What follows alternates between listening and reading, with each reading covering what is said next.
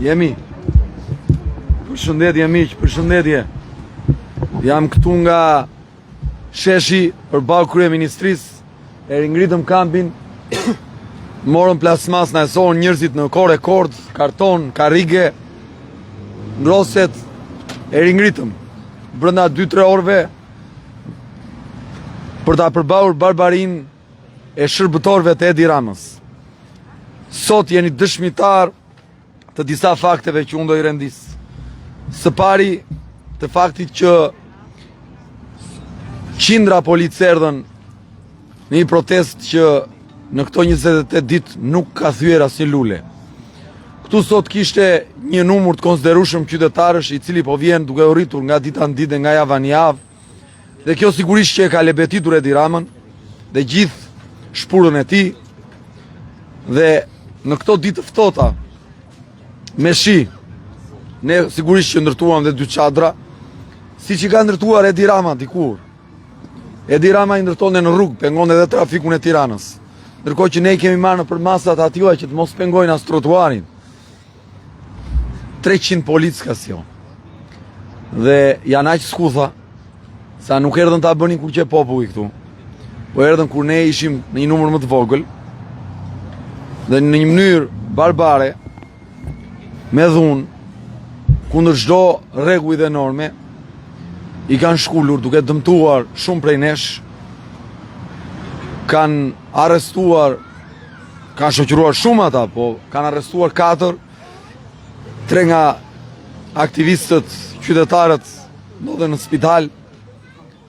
Nuk i them këto për të trëmë njeri, po i them këto për të kuptuar se në çfarë kosh jetojmë dhe përballë kujt jemi duke luftuar. Kjo nuk është një betejë thjesht e Adriatikut apo e këtyre që janë këtu tashmë. Kjo është një betejë e të gjithëve atyre që jetojnë në këtë vend. Se kur këta e bëjnë këtë hapur ditën për diell, publikisht imagjino çfarë ndodh me ju.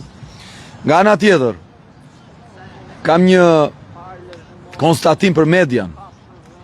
Për median që për tallava nuk ndalet. Për median që edhe sikur të ndrojnë modelin e flokëve, ndonjë nga këta të politikës vjetër, ndonjë nga këta që kanë vjedhur Shqipërinë, do bëj 7 emisione, 10 kronika, 30 live. Nuk e gjeti me vend të ishte këtu dhe të pasqyronte dhunën barbare të pushtetit të Edi Ramës. Dhe kjo tregon gjendjen në të cilën ndodhet vendi. Sot është dita e 28. Kemi bërë 27 net, kemi hyrë te 28-a. Pa ndërprerje. Sigurisht që Edi Rama nuk e ka menduar që unë do rezistoja ka gjatë. Nuk e ka menduar që njerëzit do marroseshin në thonjza dhe do vinin të flinin këtu. Sepse ai e di mirë sa e vështirë është që të flesh në rrugë. Se ka organizuar dikur vetë atë çadrën e famshme. Dhe ishte drejtuesi i një partie të madhe, që kishte një pjesë të madhe të bashkive kryesore të vendit e me radhë. S'po them për parat, se parat e dini vetë ju. Me lepra e me ashtu e me kështu, i dini vetë ju. Jeni më të vjetër se unë një pjesë. I dini ju parat e Edi Ramës dhe të këtyre. Dhe është shqetësuar shumë dhe nuk na lejon ne të vendosim çadra këtu për të qëndruar. Dhe erdhën dhe na morën në mënyrë barbare, çfarë gjetën para. Po ishin aq të paaft sa sot është shmangur një tragjedi vetëm nga Zoti, me thënë drejtën, sepse mënyra si i tërhoqën ato plasmasat brenda kishin bombë gazi, mund të kishte ndodhur në çdo kohë një shpërthim. Mund të vrar vetë ata, se janë dhe të paaft. Do me thënë hynë si militant nga partia në punë dhe çdo gjë lidhet me partinë. Mund të kishte ndodhur që të kishte plasë një bombë gazi, mund të vrar vetë policët. Kaq të paaft janë. Kaq jo procedural, kaq jo kaq pa përgatitur janë. Dhe ne ndodhemi këtu sot, prap, sepse ne jemi të bindur që kjo që bëjmë është rruga e drejtë, është kauza e drejtë, është kauza kundër hajdutëve. Sepse ne këtu nuk jemi për sport, ne këtu nuk jemi për kashjuh, ne këtu nuk jemi për teka, ne këtu jemi sepse prindërve tanë u iku jeta. U iku jeta në tranzicion. Ndërkohë, po na ikën dhe ne jeta. Në tranzicionin e këtyre njerëzve që nuk u ngopën duke vjedhur, që pas i japin koncesione me 100 milion euro, nuk i hedhin rrugëve as krip që të mos përplaseni. që pasi kanë marrë koncesione në shëndetësi pa fund, nuk blejnë as ilaçe, që të gjeni ilaçe aty në spital, të një vendi që ka më shumë se gjysmën e popullsisë jashtë, e që vazhdojnë ikin për ditë, të një vendi ku kapen gafil duke vjedhur, dhe nuk mbajnë përgjegjësi për kundrazi, gjejnë forcën e kurajon të dhunojnë njerëz që protestojnë me dinjitet kundër babësisë.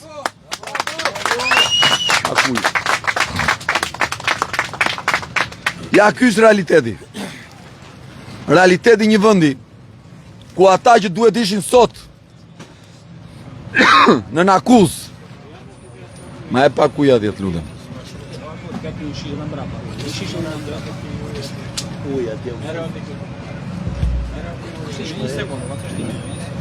Si unë. Skajgje. Faleminderit. Ku këta që duhet ishin sot në akuzë, këta që duhet u vinë dhe turp të dilin në rrugë të këtij vendi, këta që duhet ullin kokën dhe duhet ambulonin nga turpi, se kanë vjedhë barbarisht, këta gjojnë kurajon, të vinë me 300 policë, të dhunojnë njerëzit që thonë pse na keni vjedhur, dhe ndërkohë shoqëria hesht, si që heshti kur u prishën shtëpitë e Thethit, si që heshti kur u përmbytën fushat dhe serat e Dimalit, të Fierit, të Lezhës, si që heshtni gjithmonë. Ky nuk është problemi im, as i këtyre djemve dhe vajzave. Këta janë herojnë për në sytë e mi, janë kurajoz, janë njërës që po luftojnë përballë një regjimi hajdutësh, i cili sot nuk duhet gjënde vrim miu të futej, për shkak se na ka vjedhur. Por sot, për shkak se ju rrini, ata dalin me punojnës policie që i keq përdorin për të na shtypur, për të na ullur dinjitetin, për të na vrarë guximin, për të na larguar nga ky vend, për të dhënë për këdo mesazhin që ne bëjmë çfarë duam, ne vjedhim sa duam, thon ata. Asgjë nuk na bëni dot, thon. Ata bëjnë çfarë të duan, vjedhin sa duan dhe shoqëria nuk guxon të bëjë gjë. Ky është mesazhi që duan të japin ata. Mesazhi që janë zot të këtij vendi. Mesazhi që asnjë nga ju s'bën dot gjë. Mesazhi që o do nënshtroheni o do ikni. Por jo, unë jam këtu ende, e rindërtuam çadrën tonë, dhe po qëndrojmë të palkundur përballë hajdutëve, përballë atyre që një ditë jo të largët do të ikin nga ato zyra dhe do të jenë modeli më i keq dhe turpi më i madh i këtij vendi. Por nga ana tjetër, secili nga ju duhet të çohet për veten, duhet të reagoj se nuk mjafton të qani kur u prishin shtëpinë, pasi atë çast shoqëria nuk do jetë aty për ty, siç nuk ka qenë. Nuk mjafton të ulë rastësh e maukosh kur të prishin vetëm ty lokalin, sepse atë çast tu prish Terezia aty, sepse shoqëria nuk do të jetë siç nuk ka qenë. Nuk mjafton të çohesh kur të bëj një padrejtësi, kur manipulojnë provat, kur japin të drejtë të fortit, ndërkohë që të drejtën e ke ti. Sepse atë ditë shoqëria duhet parë, duke bërë se hir. Sepse ti nuk u çove për shoqërinë, për veten, për ligjin, për rendin, për demokracinë, për garën, për shtetin. Dhe kjo është diferenca. Nëse secili nga ju bën llogaritë e vogla, mendon vetëm për veten, mendon vetëm për rrogën, mendon vetëm për shtëpinë e vet, oborrin e vet, legalizimin e vet, një ditë, në një mënyrë ose në një tjetër, do të jeni subjekt i kësaj dhune, që u dhunon që nga ushqimi që hani, i cili është me pesticide, me hormone, kancerogjen. E këtë e vërteton fakti që nga 700 vdekur në vit, nga 700 sëmurë në vit me kancer, në vitet 90, kemi arrit në 7500, edhe pse popullsia është përgjysmuar tash. Sepse ti e kujtuar vetëm kur ke hallin ti. E nëse kujtohesh vetëm kur ke hallin ti, mishin do ta hash me hormone. Ato fruta perimet do t'i hash me pesticide. Shtëpin do të vinë të ta prishin kur duan ata, dhe askush nuk do jetë aty për ty, siç nuk kanë qenë. Lokalin do të vinë të ta marrin, Dhe askush nuk dohet për ty siç nuk kanë qenë.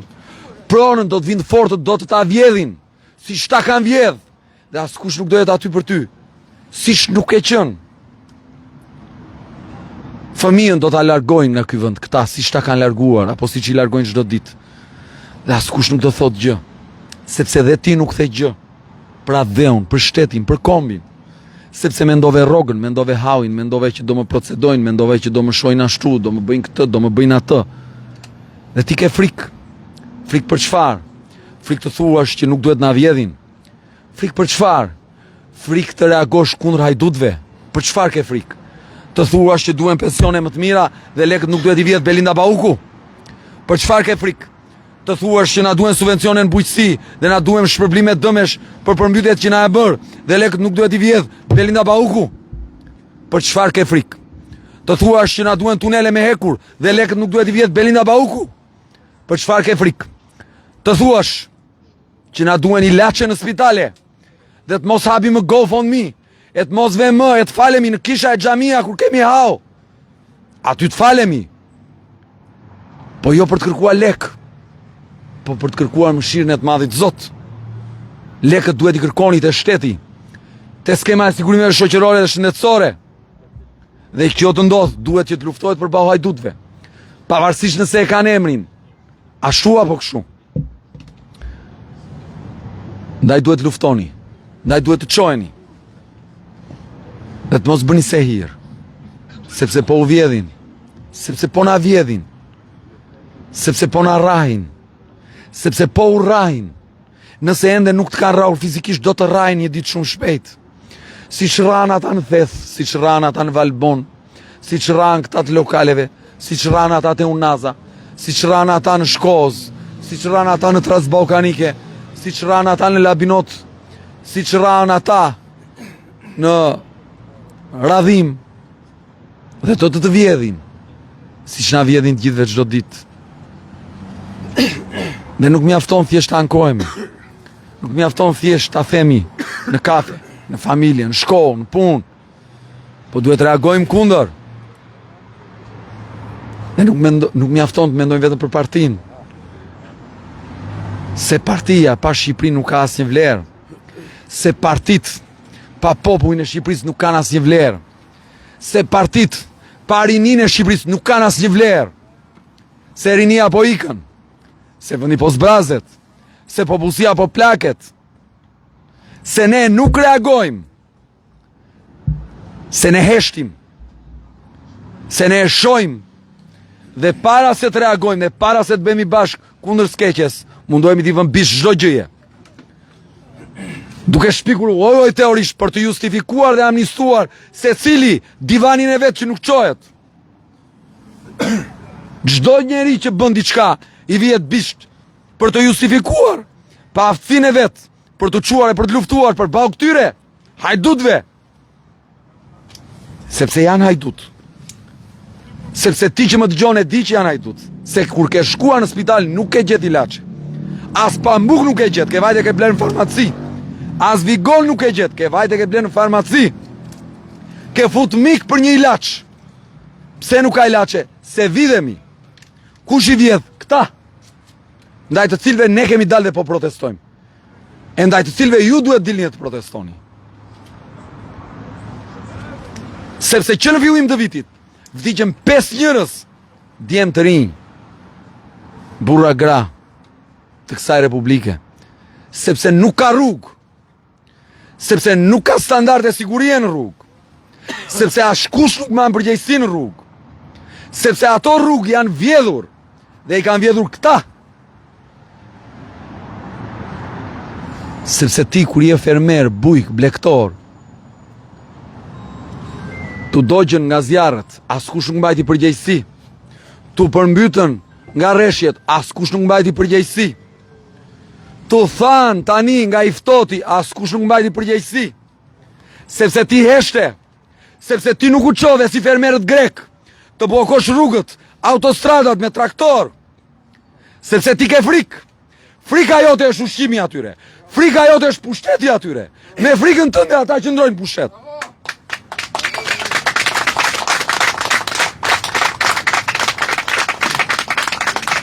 Frikë nga çfarë? Frikë përse? Frikë për të jetuar. E çfarë kuptimi ka të jetosh 100 vjet si dele? Çfarë kuptimi ka të nështrohesh? Ndërkohë që mund të jetosh si njeri me dinjitet. Mund të jetosh si qytetar normal, një vendi normal. Shikojeni fëqinjët tanë. Mos ikni larg. Hidhuni në Kosovë. Çfarë dinjiteti? Çfarë respekti për veten? Çfarë krenarie kombëtare? Dhe ka ardhur koha që unë e them me bindje të plot të bëhemi si Kosova, se si Europa vështirë se do bëhemi edhe ca kohë. Të bëhemi si Kosova. Të bëhemi si vëllezërit tanë Kosovë.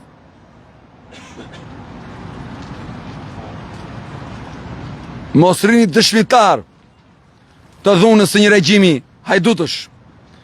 Sepse hajdutët duhet të kenë turp të dalin rrugë, jo të përdorin dhunën e forcën përbar popullit. Vëllezër, motra, miq, ndjekës, dashamirës, po dhe njerëz që s'më doni, jo për mua, për veten tuaj. Unë nuk kam më pishmëne, po e bëj luftën time dhe e shoh fëmijën tim në sy me krenari. Dhe do ta shoh dhe kur të rritet me krenari, sepse do t'i them që unë baba jot luftova. U përballa. Po ktheheni vështrimin nga fëmijët tuaj. Shikojini një në sy. Shikojini dhe kuptoni, apo luftoni mjaftueshëm për ta. Cila është lufta që po bëni, që t'u siguroni mundësinë që t'ikin nga ky vend? Po përse? Sepse nuk flisi dot. Sepse keni frikë. Sepse nuk doni të prishni marrëdhëniet me X-in dhe Y-in që u vjedh. Mendojeni mirë. Shikojini fëmijët tuaj në sy. Shikojini dhe prindrit tuaj të moshuar në sy. Dhe mendoni, a është normale që ju të punoni se si t'i largoni fëmijët nga ky vend? Se si të bëni çdo gjë që të bëjnë dokumenta për të ikur larg nga ky vend? Se si po bëni çdo gjë që të lini këtu varret dhe eshtrat e të parve vetëm e vetëm të ikni nga ky vend, sepse vetëm e vetëm ju nuk përballeni dot me frikën. Vriheni frikën. Jetoni si njerëz të lirë. Bashkohuni përdej ndasive, përtej nateve të vogla, përtej mospëlqimeve. Bashkohuni për veten. Vendoseni si standard që pushtetet kur popujt del në rrugë, dëgjojnë, pos dëgjuan, largohen pushtetet, jo ju nga shtëpitë tuaja. Ju përshëndes këtu nga sheshi Rezistencës. Ju përshëndes dhe ju kujtoj, shpërndajeni këtë live ta dëgjojnë të gjithë. Ndoshta ndërgjegjësojmë sa më shumë njerëz. Shpërndajeni, ju lutem. Ju kujtoj që sot 4 djem shkëlqyer, profesionistë jashtëzakonshëm janë arrestuar nga ajo pjesë e policisë së shtetit që nuk është aq e vullnetshme me krimin. Erdhën 300 punonjës policie këtu për 2 çadra, për të mbrojtur ne nga shiu dhe i ftohti. Imagjinoni sikur të shkonin te bandat. Më thoni në cilën band kanë shkuar 300 punonjës policie? Në cilin grup kriminal? Në cilën familje që ka marrë peng Shqipërinë kanë shkuar ka shumë polic? Vin këtu për 2 çadra plasmasi dhe paguhen me lekët tuaja që të dhunojnë ju, pra ne, se dhe ne jemi ju, popull, për të vrarë shpresën, për të mbjellë frikën. Kush pare dëgjuar që të arrestohen 4 djem, ndër të cilët njëri është doktor shkencash në ushtri, ka punuar 18 vjet oficer i forcave të armatosura, se proteston kundër babzis. Kush parë që të dhunohen 2 qytetar, të cilët janë shtruar në spital, ndër të cilët njëri është i operuar te cervikalja në qafë, në shtyllë kurrizore, dhe me gjasa ka goxha pasojë nga kjo që ka ndodhur, fatkeqësisht. Pse? Sepse lufton, sepse ka lënë jetën në Itali, atje ku jeton familja dhe ka ardhur, se mendon që një ditë duhet kthehet këtu, në atë në një vend normal. A mund të bëni ju se irë ndaj kësaj? Mendoni se dështon Adriatiku? Mendoni se po serdhët ju masivisht sot ishim, po duhet jemi shumë. Mendoni se dështoj unë. Nuk dështoj unë, dështon shoqëria. Fiton Edi Rama, fiton korrupsioni. Se shoqëria ndahet edhe më shumë më vonë. Se ne këtu jemi pa logo partije, ne këtu jemi me flamurin kombëtar, ne këtu jemi kundër babëzis, vjedhjes, hajdutërisë.